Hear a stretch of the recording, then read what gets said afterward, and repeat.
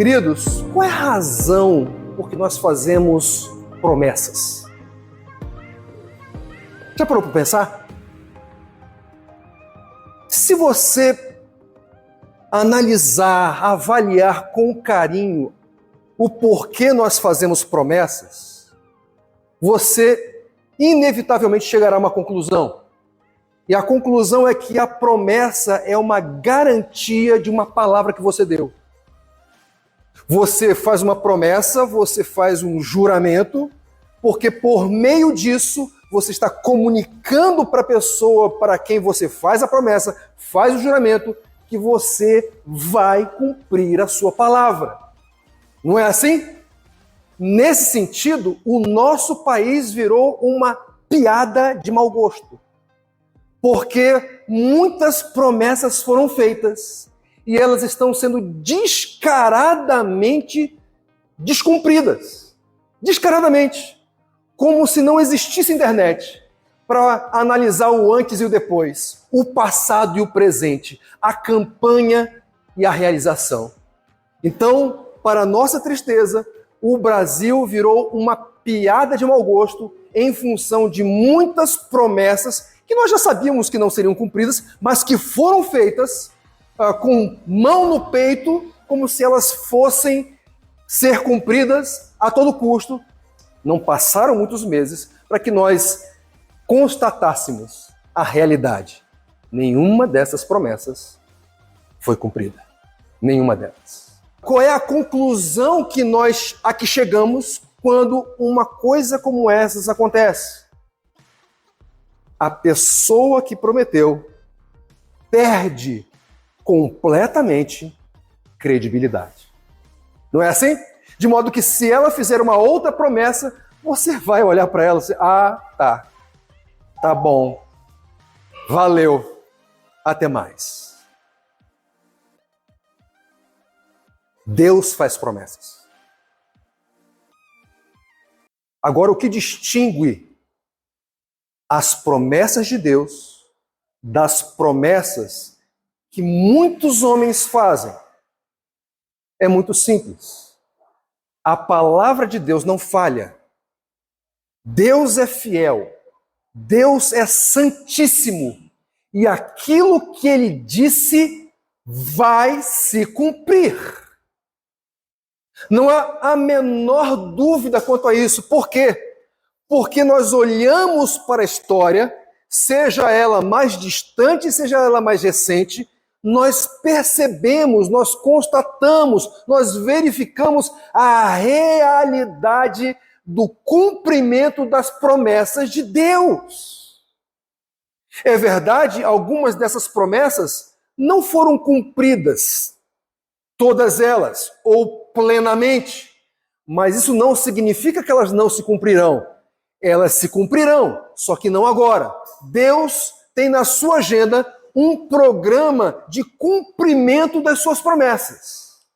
De modo que, se nós nos depararmos com alguma que ainda não foi, você pode ter certeza, ela será. Porque aquilo que Deus diz, Ele realiza. Nós não precisamos desconfiar do Senhor, nós não precisamos ficar com o pé atrás, porque Ele é fiel.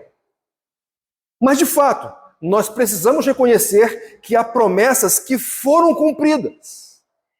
E uma delas tem relação com a data mais comemorada neste mês, que é o Natal.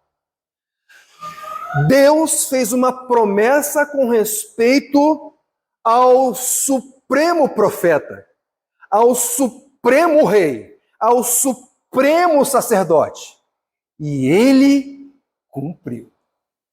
Nós veremos hoje, a partir do texto de Deuteronômio, capítulo 18, verso 15, que a promessa da vinda de um Moisés superior se cumpriu na encarnação do Supremo Mediador. Vou repetir.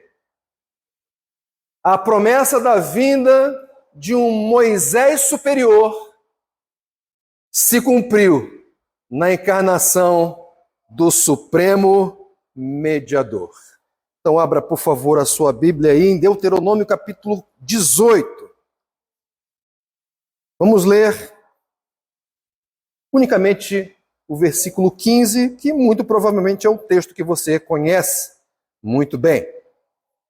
É uma promessa de Deus. Que promessa é essa? Texto da palavra de Deus que se encontra em Deuteronômio capítulo 18, verso 15 diz: O Senhor, o seu Deus, levantará do meio de seus próprios irmãos um profeta como eu. Palavras de Moisés. Ouçam-no. Bendito seja o teu nome, Senhor, por tua palavra. Fale-nos, ó Deus, por meio dela.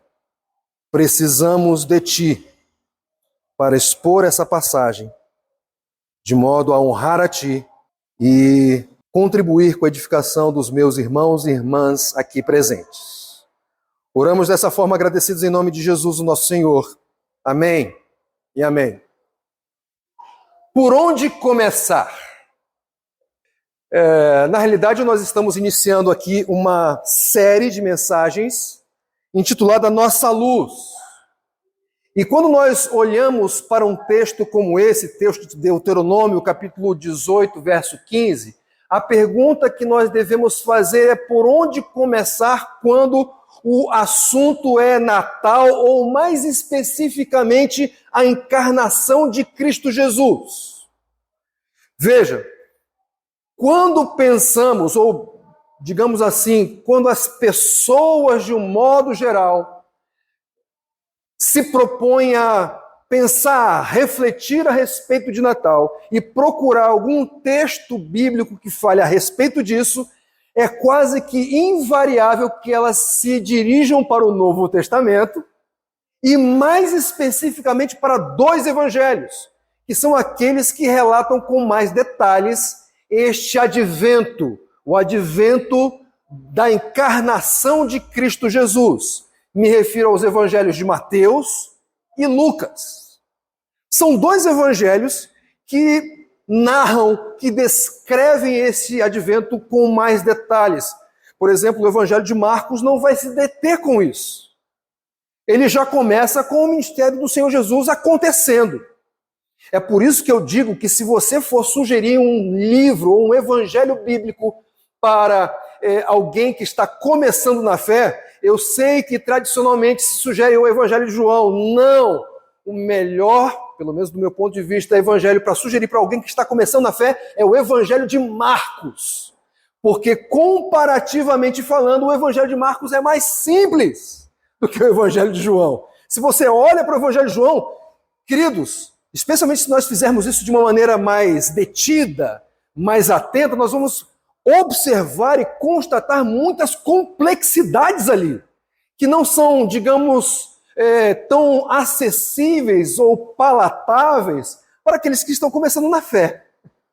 Então, por isso que eu digo, olha, se você quer sugerir um evangelho para um novo cristão, para alguém que está iniciando a sua caminhada cristã, para alguém que vai ingressar no discipulado, sugira o evangelho de Marcos. E você pode ter certeza, este ou esta sairá de lá extremamente empolgado com o dinamismo da obra do servo do Senhor, o nosso exaltado Redentor.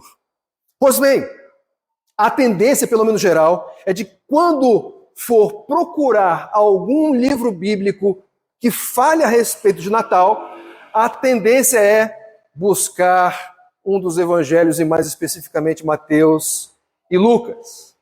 Agora, qual é a falha dessa perspectiva, dessa abordagem, digamos, geral? A falha é que ela normalmente despreza, desconsidera todo o testemunho anterior a respeito de Jesus. A propósito, o próprio Senhor Jesus nos orienta a considerar esse testemunho. Você deve se lembrar que o Senhor Jesus abordou 2 dos seus discípulos a caminho de Emaús, lembram disso? E aí o Senhor Jesus, sem permitir que fosse reconhecido, pergunta para aqueles 2 discípulos sobre o que estavam conversando. Os 2 param entristecidos se viram para ele, um chamado Cleopas, e perguntou: vem cá, você é a única pessoa que não sabe das coisas que aconteceram em Jerusalém? Você está tão alheio aos acontecimentos espetaculares que aconteceram na nossa cidade? E Jesus pergunta: quais? E eles respondem: aquelas a respeito de Jesus de Nazaré. Ele era um profeta poderoso em palavras diante de Deus e de todo o povo, e nós esperávamos que era ele que iria trazer a redenção de Israel, só que já faz 3 dias que ele morreu. Então, aquele semblante e aquelas expressões entristecidas eram resultado de uma perspectiva limitada e apressada a respeito do ministério de Cristo. Eles não estavam entendendo o que tinha acontecido. A propósito, eles estavam caminhando em direção a Emaús no dia da ressurreição. Então Jesus, depois de ouvir essa resposta, ele fala: como vocês são lentos, como vocês são duros, como vocês demoram a crer em tudo que os profetas falaram. Ou seja, Jesus está remetendo aqueles discípulos para antes dos evangelhos, que naquele momento nem tinham sido produzidos ainda. Olhem para os profetas. E aí Jesus chega no versículo 27 do capítulo 24 de Lucas e diz assim: e começando por Moisés e todos os profetas, explicou-lhes o que constava a respeito dele em todas as Escrituras. E quando Jesus, e mais especificamente aqui Lucas, escreveu essas palavras, ele estava se referindo ao Antigo Testamento. Todas as Escrituras, naquele momento, era uma referência aos escritos de Moisés, que é um resumo do Pentateuco, profetas, salmos e por aí vai. Então o que Jesus está fazendo? Olha, vocês querem saber mais a meu respeito? Olhem para todas as Escrituras. Olhem para Moisés. E aí, por onde nós podemos começar? O próprio Senhor Jesus já indicou. O próprio Senhor Jesus já deu a dica para nós. Começa por Moisés. Começa em Gênesis. E lá em Gênesis, nós já vamos ter informações, promessas, ainda que embrionárias, a respeito daquele que viria. Não é assim? Você deve se lembrar, por exemplo, do texto de Gênesis, capítulo 3, verso 15. Ali nós temos o quê? O proto-evangelho. O Senhor, proferindo maldição sobre a serpente, disse: porém inimizade entre você e a mulher, entre a sua descendência e o descendente dela. Este te ferirá a cabeça e você lhe ferirá o calcanhar. Nós temos aqui o proto-evangelho, uma indicação daquele que viria. Então imagine, depois que Deus disse essas palavras, você pode ter certeza, sempre havia a expectativa da vinda daquele que esmagaria a cabeça da serpente. Seria Abel? Seria Caim? Seria Sete? Seria Noé? Seria Abraão? Isaac? Jacó? Será que seria um desses? O tempo foi comunicando que não. Só que de lá para cá, queridos, muitas promessas passaram debaixo daquela ponte que estava em cima do Rio Jordão. Muitas promessas. Do começo até Moisés, muitos eventos importantes aconteceram, e eu quero me referir a apenas 3, porque eles são, digamos assim, parte da história que nos conduz para o nosso texto. Que eventos são esses? O primeiro, a formação do povo de Israel. O povo foi formado. Vocês devem se lembrar, Gênesis capítulo 12, depois capítulo 15, Deus chamando Abraão para que ele fosse uma bênção para toda a terra, e depois Deus faz uma aliança com ele, dizendo que ele seria pai de muitos.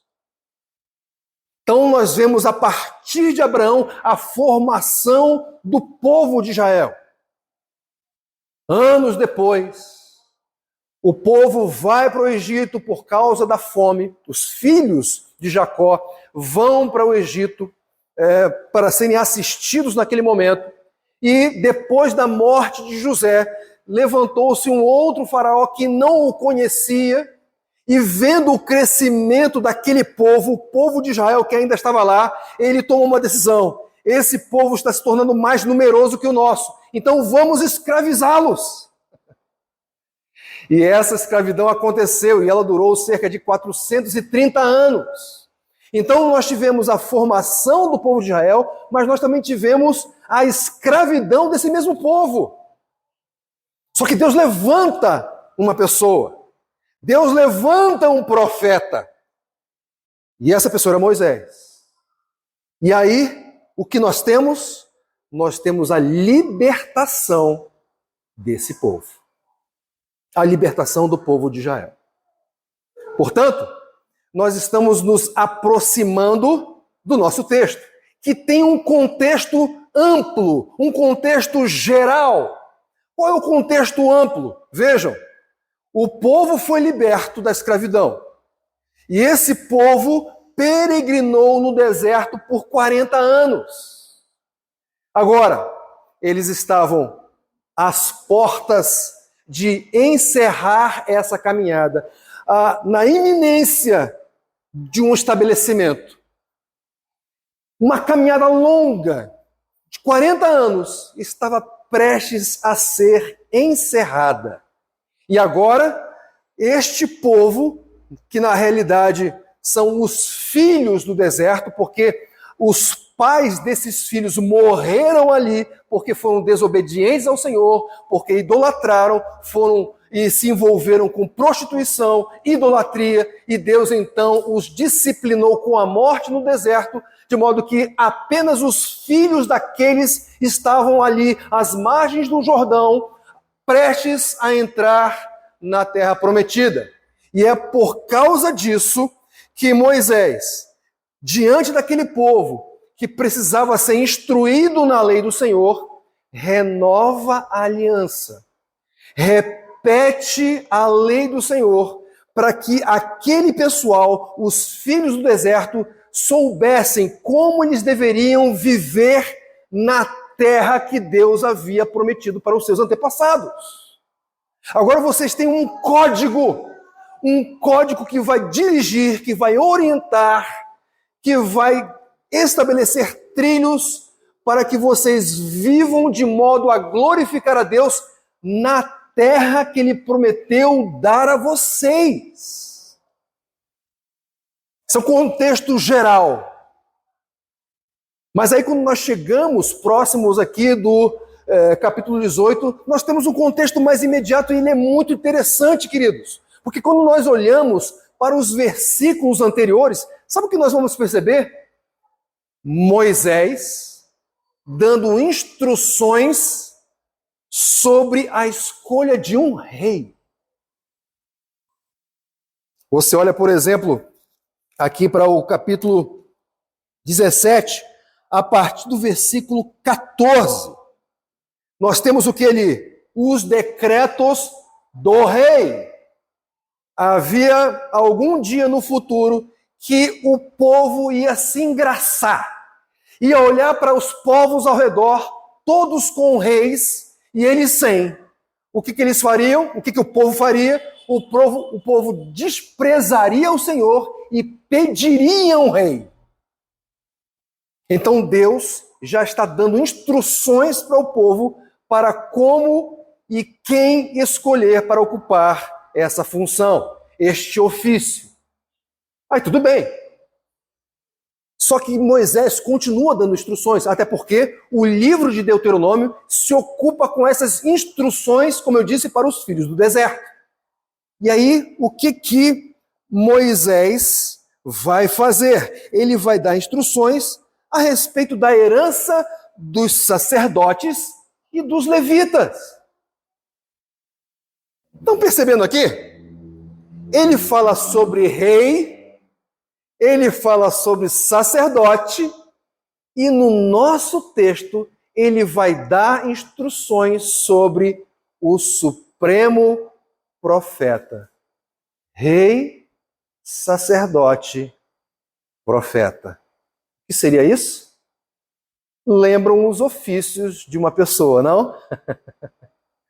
Então, Moisés, no nosso texto, depois de pensarmos e considerarmos o contexto geral e o contexto mais imediato, mais próximo da nossa passagem, o que ele vai fazer agora? Ele vai dar instruções a respeito do supremo profeta. E a pergunta que devemos responder é a seguinte: quais são as características, quais são as dicas que Moisés vai nos dar a respeito desse profeta? Ou, em outras palavras, como nós podemos reconhecê-lo? Nós olhamos para o versículo 15, aqui do capítulo 18, e vemos Moisés dizendo as seguintes palavras: o Senhor, o seu Deus. E quando Moisés ele usa essa terminologia, ele está indicando que esse Deus está ligado, relacionado com o povo por meio de uma aliança. Não se trata de um Deus desconhecido, não se trata de alguém a respeito de quem se ouviu falar de longe. Não, a ideia aqui é que esse Deus ao qual Moisés se refere é um Deus que está em aliança, que está ligado relacionalmente, em pacto com este povo. É um Deus conhecido. Então, Moisés diz: o Senhor, o seu Deus, aquele com quem vocês estão pactuados, ele levantará do meio de seus próprios irmãos um profeta como eu. Moisés nos dá 3 pistas a respeito desse supremo profeta. E com isso, ele está nos ajudando a termos os elementos necessários para reconhecer quem ele é. Moisés diz: o Senhor, o seu Deus, levantará do meio de vocês. Moisés está dizendo que este profeta, ele não vai se autodenominar profeta. Ele não vai se intitular por conta própria. Ele é levantado por Deus. Ele é, digamos assim, ungido pelo Senhor. Ele exerce o seu ministério como alguém autorizado, comissionado, enviado pelo próprio Senhor.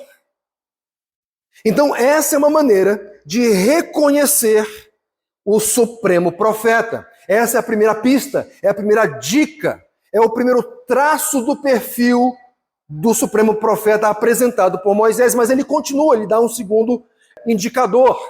E qual é o segundo indicador?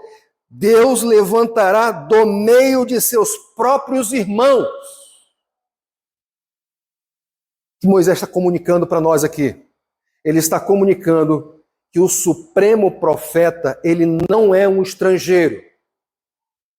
Ele não é, eventualmente, alguém que na terra do Egito resolveu virar as costas para Faraó e caminhar, seguir junto com o povo de Israel. Não, não é um estrangeiro. É alguém que tem o DNA de Israel.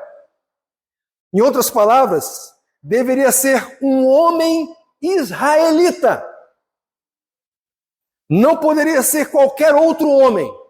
Tinha que ser levantado pelo Senhor, comissionado pelo Senhor, enviado pelo Senhor, autorizado pelo Senhor, e que fosse levantado dentro dos seus próprios irmãos. De modo então que este profeta, ele deveria pertencer a uma das 12 tribos de Israel. Se não, se alguém, digamos, surgisse no povo de Israel, dizendo-se profeta, mas sendo estrangeiro, o povo de Israel já tinha todos os subsídios, todos os elementos necessários para reconhecer: este não é o profeta prometido pelo Senhor. Sai daqui, Satanás! Mas Moisés nos apresenta um outro indicador. Ele diz assim: o Senhor, o seu Deus, levantará do meio de seus próprios irmãos um profeta como eu. Esse profeta, ele é um profeta como Moisés. Qual é a pergunta que a gente faz quando a gente ouve essa expressão? Como Moisés? A pergunta é simples. Que tipo de profeta foi Moisés? Porque, como Moisés disse que esse supremo profeta seria como ele, então existem naturalmente algumas características deste ofício que foram praticadas por Moisés, que serviriam de base para a identificação do Supremo que viria. Um profeta como eu. Qual era o perfil? Que tipo de profeta era Moisés? Em primeiro lugar, Moisés, ele era libertador de Israel. Ele foi levantado pelo Senhor, como eu disse para vocês, para libertar o povo depois daquela escravidão de 430 anos. Não é pouca coisa. Havia uma grande expectativa em relação a isso. Só que esse negócio não acontecia. Só que chegou um momento que o clamor do povo chegou a Deus. E Deus respondeu o clamor. De que forma? Enviando Moisés. Levantou Moisés. Para quê? Para que ele fosse o libertador daquele povo. Mas não seria um libertador qualquer, porque vocês sabem tão bem quanto eu que Moisés ele realizou sinais, maravilhas e prodígios no Egito. Claro, aquilo não vinha dele. Ele não tinha poder intrínseco, mas ele foi um instrumento do Senhor para a manifestação da glória de Deus no Egito. De modo que então esse profeta, ele era um libertador por meio do qual Deus realizava grandes feitos, grandes milagres, grandes prodígios, grandes maravilhas. E foi o que aconteceu. A propósito, o último feito grandioso antes da separação definitiva, digamos assim, antes da fuga definitiva do Egito foi a abertura do Mar Vermelho. Um feito extraordinário. Mas outros feitos, outros sinais aconteceram na caminhada, na peregrinação, no deserto. Lembram? O pão que cai do céu. Lembram? A nuvem que alivia o calor do dia. O fogo que aquece o frio da noite. Deus provendo de maneira maravilhosa por todo esse processo de peregrinação no deserto, operando maravilhas por meio de Moisés. Então, em primeiro lugar, que tipo de profeta foi Moisés? Um libertador por meio do qual Deus realizava grandes maravilhas. Mas não só isso, porque Moisés também foi um legislador, o grande legislador de Israel. Tanto que se nós fôssemos elencar a galeria dos grandes heróis de Israel para os judeus, você pode ter certeza, Moisés é minimamente o segundo nome, porque o primeiro é Abraão. Moisés vai estar na cabeça dessa lista. E uma das razões é porque ele foi o grande legislador de Israel. Foi por meio dele que Deus deu a lei para o seu povo. Lembra quando eu disse para vocês que o contexto geral aqui deste livro é o povo prestes a entrar, fazer a sua incursão de ocupação da Terra Prometida?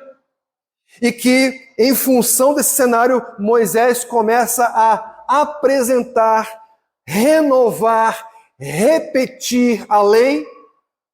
Pois bem, Moisés tem participação determinante, não só na recepção, mas na entrega dessa lei para o povo de Israel. Uma lei que, como eu disse, dirigiria a vida desse pessoal na terra prometida. Então Moisés, ele é um profeta do tipo grande libertador, ele é um profeta do tipo grande legislador, não é assim? Mas Moisés também, ele é um profeta do tipo mediador.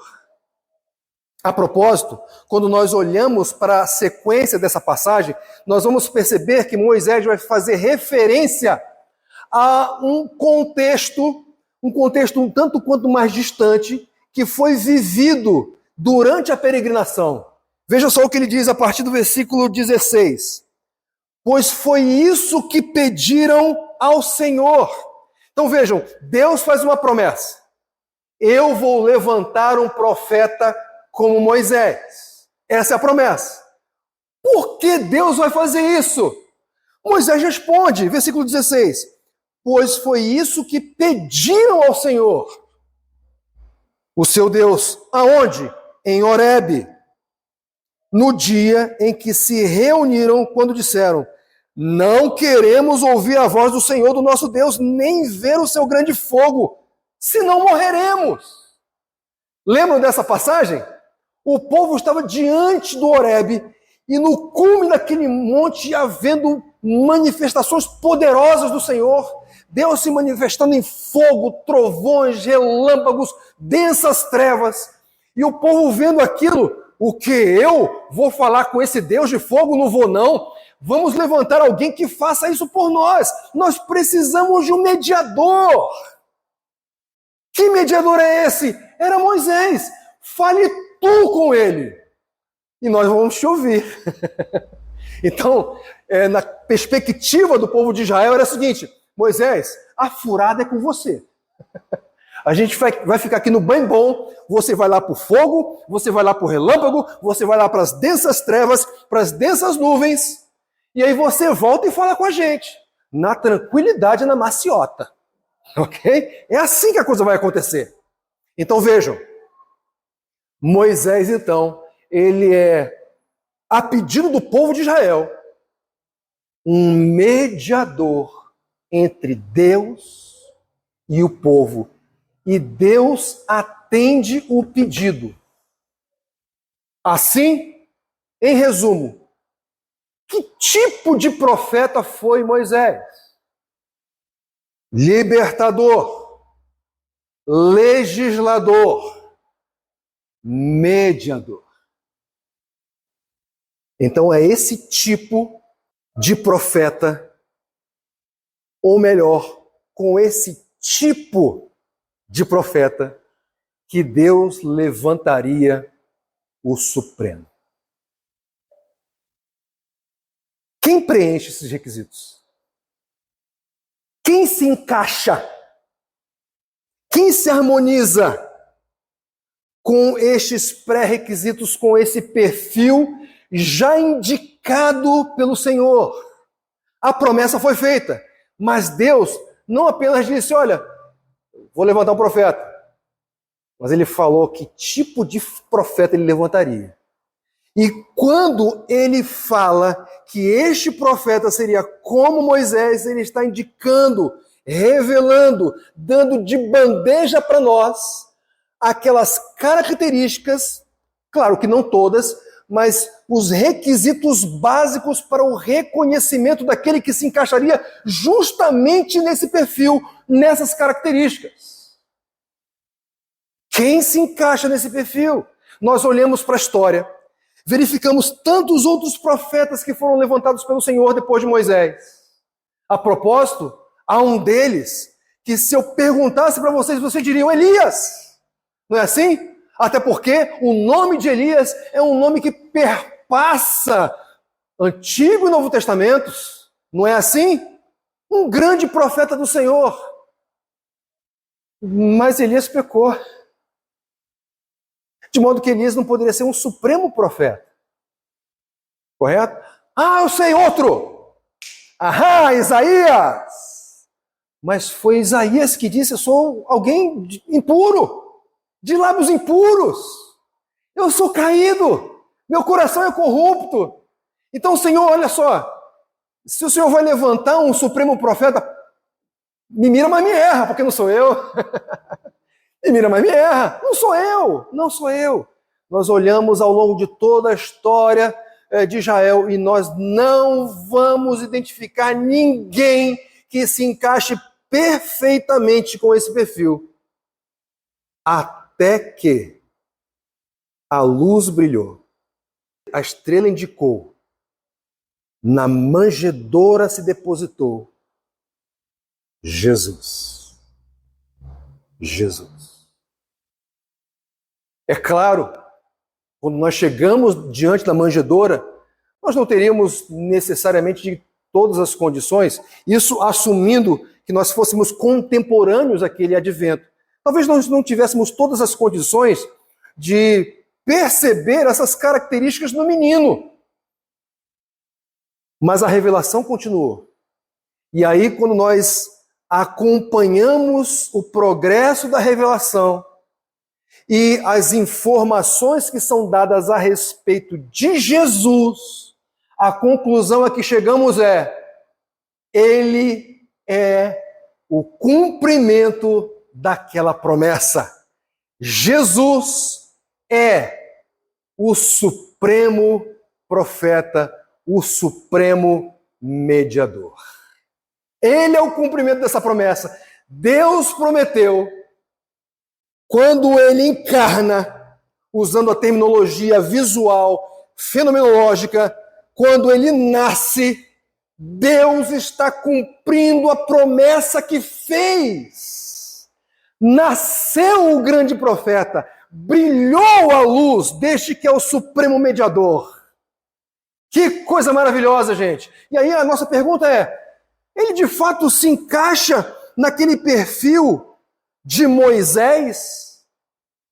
Sim. Sabe por quê? Porque Jesus, ele é o supremo libertador. É verdade, não foi uma libertação física de grilhões de ferro, não, mas eram grilhões e prisões muito mais poderosas do que essas, porque eram prisões espirituais. Um coração aprisionado ao pecado. E o que nós lemos ali em Romanos capítulo 8, verso 1? Lemos que já não há mais condenação para aqueles que estão em Cristo Jesus. Libertação! Suprema libertação! Muito maior, muito mais elevada do que aquela que aconteceu no Egito. Jesus, portanto, ele é o supremo libertador, mas também é o supremo legislador. Quando nós olhamos, por exemplo, ali para o início de Mateus, especialmente do capítulo 4 até o capítulo 7, não apenas nesse trecho, claro, mas o que nós vemos ali? Um grande legislador apresentando as bem-aventuranças, corrigindo a perspectiva equivocada a respeito da lei. Vocês ouviram o que foi dito? Eu, porém, vos digo, legislador. Cristo está estabelecendo, resgatando a essência da lei. Ele é muito mais legislador do que o próprio Moisés. Porque o Moisés transmitiu a palavra da lei. Jesus é a própria palavra. Ele é o supremo libertador, ele é o supremo legislador. E, meus queridos, não tem novidade nenhuma, eu sei, mas eu preciso afirmar, ele é o supremo mediador. Lembram? Quando o povo viu as manifestações terríveis de Deus ali no monte, o povo clamou: olha, precisamos de alguém que faça aí o bate-bola. Precisamos de alguém que seja o mediador, porque nós não queremos falar com esse Deus, porque se nós formos falar com ele, nós seremos consumidos por esse fogo. Nós seremos exterminados, nós seremos... Vocês viram Avengers Ultimato? Na verdade, o anterior, né? Guerra Infinita. Perto do final, o que acontece? Parte do mundo é pulverizado. A ideia, guardando as devidas proporções, é justamente essa. Se nós formos falar com esse Deus, a gente vai ser pulverizado. E não bastava um estalar de dedos. Bastava um... Acabou. Acabou. Então levanta o mediador. Só que ainda que tivesse um mediador, esse povo se relacionava com o seu Deus na base do medo. Fala com ele, senão nós morreremos. Mas Deus então levanta um profeta como Moisés, um grande mediador, ou seja, aquele que iria intermediar o relacionamento entre povo e o Deus de Israel. Só que essa mediação iria dissipar o medo. E esse relacionamento seria caracterizado por amor, deslumbramento, um temor que não é pavor, mas é uma profunda reverência diante daquele que é o Santo, Santo, Santo Senhor dos Exércitos. Aquele que enche a terra com toda a sua glória. E é com essa reverência que por meio e pela mediação de Jesus Cristo, o povo agora pode adentrar no Santo dos Santos e se relacionar com esse Deus, chamando-o de Pai. Abba, Pai. Quando nós vamos, por exemplo, lá para Hebreus capítulo 10, versículo 20, veja só o que diz a palavra do Senhor ali. Pouquinho antes. Versículo 18. Hebreus capítulo 10, a partir do versículo 18, diz assim: onde esses pecados foram perdoados, não há mais necessidade de sacrifício por eles. Portanto, ou seja, uma vez que os pecados foram perdoados e não há mais necessidade de sacrifícios por esses pecados, irmãos, temos plena confiança para quê? Para entrar no lugar santíssimo pelo sangue de quem? De Jesus, por um novo e vivo caminho que ele, Jesus, nos abriu por meio do véu, isto é, do seu próprio corpo. Temos, pois, um grande sumo sacerdote sobre a casa de Deus. E aí ele diz assim: assim, aproximemo-nos de Deus com um coração sincero e com plena confiança de fé, tendo os corações aspergidos para nos purificar de uma consciência culpada e os nossos corpos lavados com água pura. Sabe que o autor de Hebreus está dizendo aqui, por causa da mediação de Cristo, nós podemos entrar na presença de Deus com toda a confiança. A propósito, ele diz: aproximemo-nos. O que o povo de Israel queria lá em Horebe? Afastemo-nos. Que o Senhor levante um profeta, ele se aproxime. Que o Senhor designe um mediador, ele chegue perto. Nós não, nós vamos nos afastar. Que o profeta vá lá e volte e ele se aproxime de nós. Por causa da mediação de Cristo, houve uma grande transformação. E que transformação é essa? Agora é possível, por causa do amor de Jesus, por causa da graça de Jesus, por causa da mediação de Jesus, nós podemos, em confiança e certeza de fé, nos aproximar de Deus. O mesmo que estava se manifestando com relâmpagos, densas nuvens, fogo, etc. Glória a Deus por isso. Glória a Deus por isso. Por Cristo Jesus, que é o nosso supremo mediador. É por isso que nós podemos afirmar o que afirmamos no início.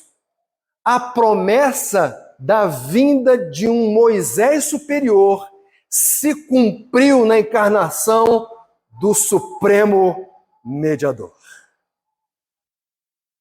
Agora, queridos, o que esse texto nos ensina, ou de que maneira ele se relaciona com o Natal?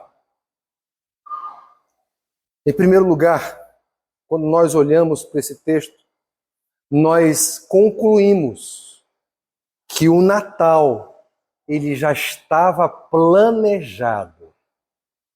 Porque esta promessa da vinda do Supremo Profeta foi feita, há milhares e milhares de anos atrás. Então não foi um plano B. Não foi assim, temos que dar um jeito. Não foi isso. Era um projeto muito bem arquitetado e que no tempo devido foi executado.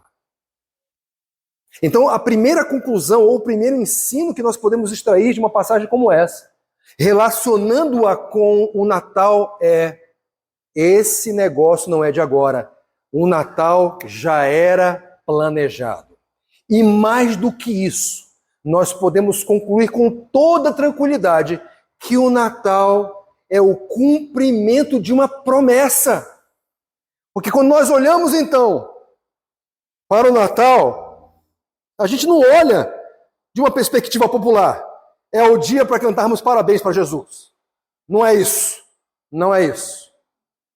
Nós olhamos para o Natal e concluímos: Deus é fiel.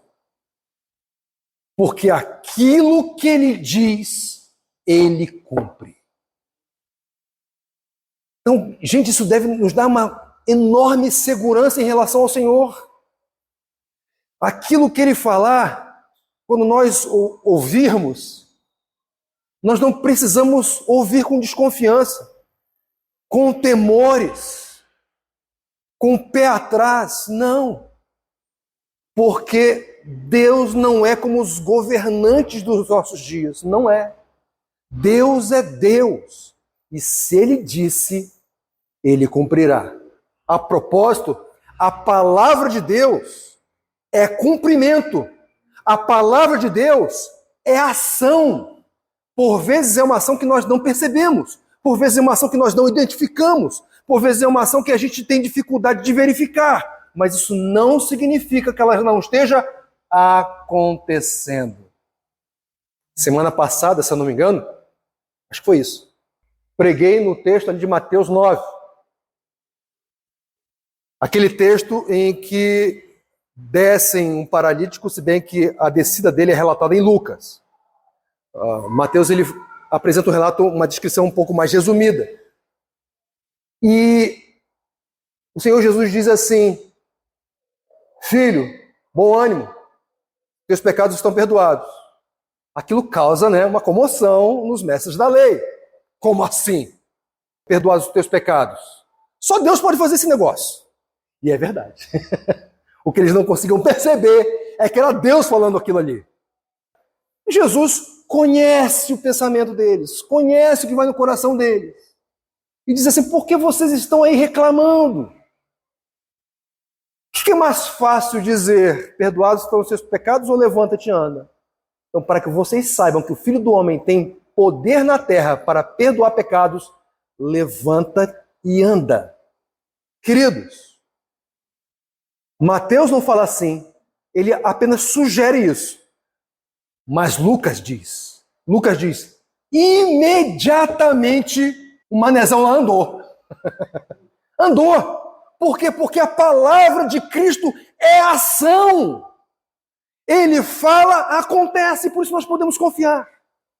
Por isso nós podemos descansar. Deus é fiel. Então, nós aprendemos que este texto nos ensina que Natal já era planejado. Nos ensina também que Natal é o cumprimento de promessas.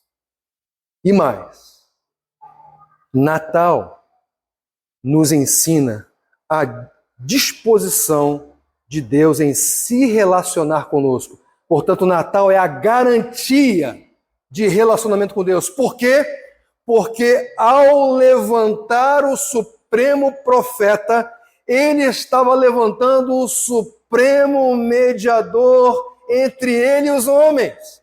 Para que essa mediação? Para que houvesse relacionamento, gente. Então, o Natal nos ensina, comunica a disposição de Deus em vir até nós. Nós não temos essa disposição, nós queremos manter distância dele. Ele não, ele toma iniciativa, ele dá o primeiro passo, ele é proativo, ele vem se relacionar conosco por meio do Supremo Mediador, por meio do Supremo Profeta, por meio do Supremo Sacerdote, por meio do Supremo Rei. Ele vem. Então o Natal comunica isso, comunica que Deus quer se relacionar. Bobo nós somos se nós não desejarmos o mesmo. O Criador de todas as coisas, querendo se relacionar com vermes, usando a terminologia de Davi, com pulgas. O Deus Santo maravilhoso querendo se relacionar com pulgas. E é isso mesmo. E ele o faz por meio de Jesus. Então, queridos, diante de tudo isso, de que forma, então, nós podemos reagir ao Natal? Reagir a essa promessa cumprida? Em primeiro lugar, confiando nas promessas de Deus. Se Deus faz promessas e Ele as cumpre, quando nós olhamos para elas, o que nós devemos fazer? Confiar. Confiar. Quero lembrá-los de uma promessa do Novo Testamento. Mateus capítulo 28, verso 20. E eis que estarei convosco todos os dias, até a consumação dos séculos. A gente vai desconfiar disso? Não vai, né? Não vai. Por quê? Porque Ele é Deus. E porque Ele é Deus, Ele vai cumprir a sua palavra. Ou melhor, Ele está cumprindo essa palavra. Então, confie nas promessas de Deus. Agora, há uma promessa para a qual nós devemos dar muita atenção e confiar de todo o nosso coração. E que promessa é essa? É a promessa do Evangelho. Deus dando o seu Filho em resgate, em libertação de pecadores, de inimigos, fazendo-os, por meio da fé, amigos, filhos, recepcionados na família e, portanto, co-herdeiros com Cristo. Nós precisamos depositar toda a nossa confiança nessa promessa, toda a nossa confiança no Evangelho de Cristo Jesus. E se nós fizermos isso, sabe o que vai acontecer? Nós desfrutaremos de todos os benefícios desta confiança. Então, confie em Cristo, confie no Evangelho. Mas uma outra maneira de nós correspondermos positivamente a esta passagem é manifestando toda a nossa gratidão pela promessa cumprida. Jesus já veio, o caminho já está pavimentado, basta crer. Então, se já cremos, louve ao Senhor, agradeça ao Senhor, bendiga ao Senhor, porque esse caminho foi aberto para você e porque você hoje tem este supremo mediador que garante essa relação filial, amorosa, receptiva com o Criador de todas as coisas, o Santo, Santo, Santo. Então agradeça, louve, bendiga, adore a esse Deus que cumpre a sua promessa em Cristo Jesus. E em último lugar, obedeça ao Supremo Mediador, a partir da confiança já depositada nele. Obedeça. Lembra o que Moisés falou? Fazendo referência à promessa, o Senhor, o seu Deus, levantará de dentre os seus irmãos um profeta como eu. Eu não li de propósito o último verbo. Ouçam-no. Esse ouçam-no aqui, queridos, não é fala que eu te escuto. É também, mas não é só. É obedeça, siga, guarde os seus mandamentos, ande nos passos de Jesus, claro, dependendo da graça dele, porque sem a graça de Deus não dá, sem o evangelho não dá. Mas com o evangelho é possível ouvir, andar no caminho dele.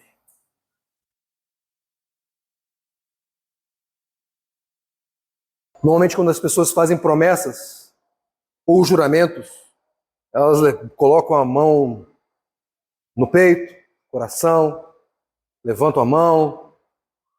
Expressões físicas, visuais, para comunicar que aquela promessa será cumprida. Não é assim por vezes? É.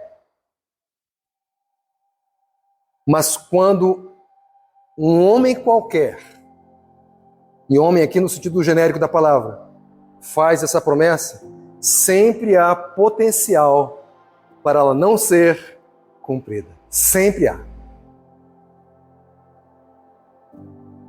A diferença é quando esse homem também é Deus. Porque quando esse homem também é Deus, a promessa que ele faz, ele cumpre. A propósito, quando nós lemos aquele texto de 1 Timóteo capítulo 2, verso 5, nós vemos Paulo se referindo, essa não é a única passagem que ele faz isso, mas é uma passagem clássica, ele se referindo a Jesus como sendo Deus, pois há um só Deus e um só mediador entre Deus e os homens. Quem? Jesus Cristo, homem. Nós olhamos para o Natal, nós vemos essa luz, a luz do cumprimento de uma promessa. É por isso que a ideia, digamos assim, central da mensagem de hoje é a promessa da vinda de um Moisés superior.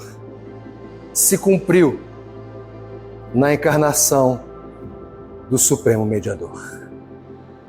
Graças a Deus por essa luz, que é nossa, por causa de Cristo.